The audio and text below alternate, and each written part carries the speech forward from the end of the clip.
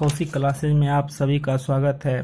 आज हम लोग 12th क्लास बायोलॉजी का फर्स्ट जीवों में जन्म अर्थात रिप्रोडक्शन इन ऑर्गेनिज्म के बारे में पढ़ेंगे।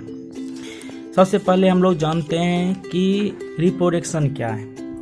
तो हम सभी जानते हैं सभी जीवधारी अपने ही समान संतानों को पैदा करने की क्षमता रखते हैं, जिसके कारण नए पौधे एवं नए प्राणी बनते हैं तथा उसकी संख्या बढ़ती रहती है। हम इस प्रकार भी कहते हैं वंश की निरंतरता बनाए रखने के लिए रिप्रोडक्शन आवश्यक है।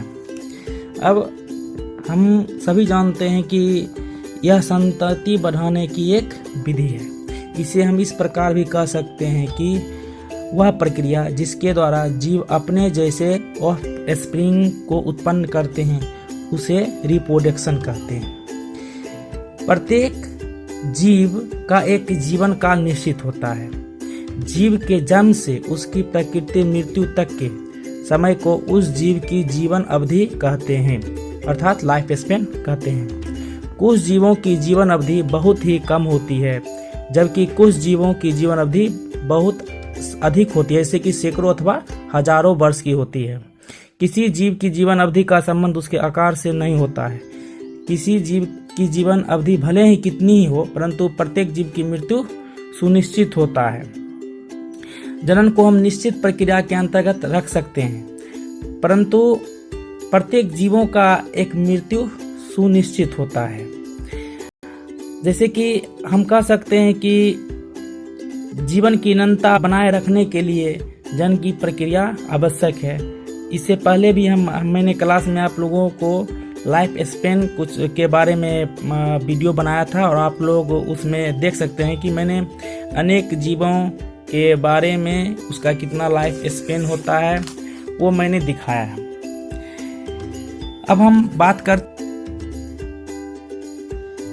बायोलॉजिकल प्रक्रम के रूप में जीवों में जन्म को परिभाषित किस प्रकार किया जा सकता है। तो हम इस प्रकार कह सकते हैं कि एक जीव अपने समान एक छोटे से जीव को जन्म देता है, जनन कहलाता है या जीवों में जनन कहा जाता है। ये संतति वृद्धि करते हैं, इसके बाद संतति परिपक्व होते हैं, संतति को जन्म देते हैं। इस प्रकार जन्म, वृद्धि तथा मृत्यु का चक्र चलता रहता है। जनन प्रजाति में एक पीढ़ी के बाद दूसरी पीढ़ी में निरंतरता बनाए रखती है। जीव वैज्ञानिक संसार में व्यापक विविधताएं पाई जाती है, जैसे कि हम बायोडायवर्सिटी भी कहते हैं। उस जीव के निवास स्थान, उसकी आंतरिक शारीरिक क्रिया तथा सामूहिक रूप से निर्भरता सभी में भिन्नता पाई जाती है। अब हम बात करते हैं कि रिप्रोडक्शन कितने प्रकार के होते हैं। तो रिप्रोडक्शन दो प्रकार की होती है, एसेक्सुअल रिप्रोडक्शन और सेक्सुअल रिप्रोडक्शन। सबसे रिप्रोडक्शन में नया जीव युग्मकों के संकलन के बिना ही बनता है, यानी संतति की उत्पत्ति एकल जनक के द्वारा होता है। इससे अलैंगिक जन्म में केवल समसूत्री विभाजन ही होता है। परिणाम स्वरूप जो संतति उत्पन्न होती है वह केवल एक दूसरे के समरूप ही नहीं बल्कि अपने जनक के जैसी होती है। इस विधि से उत्पन्न संतति में आनुवंशिक गुण उसके जनक के समान होते हैं। संतति में मॉर्फोलॉजिकली और जेनेटिक रूप से एक समान अपने जनक के समान होते हैं। इसलिए अलैंगिक जनन से उत्पन्न संतति को क्लोन भी कहा जाता है। अब हम बात करते हैं अलैंगिक जनन कई प्रकार के होते हैं। तो अभी हम देखेंगे कि एसेक्सुअल रिप्रोडक्शन में कौन कौन से सम्मिलित हैं और उन सब में उन जीवों में किस प्रकार से एसेक्सुअल रिप्रोडक्शन होता है।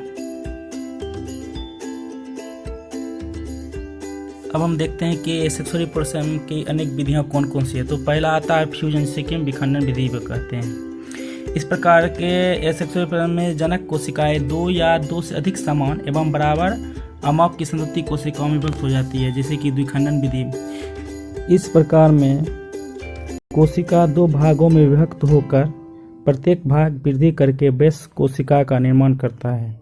द्विखंडन द्वारा जनन अपने वाले जीवों में मृत्यु विरल नहीं होती है, अर्थात ये अमर रहते हैं, जैसे कि अमीबा, प्राइमेसियम, इग्निना, डाइट्स। दूसरा है बहुखंडन। तो इस प्रकार जनक अनेक भागों में टूटकर अनेक जीवों का निर्माण करते हैं, जैसे प्लाज्मोडियम मोनिस्टिस। अब हम बात करते हैं ब्रूडिंग या मुकुलन विधि का।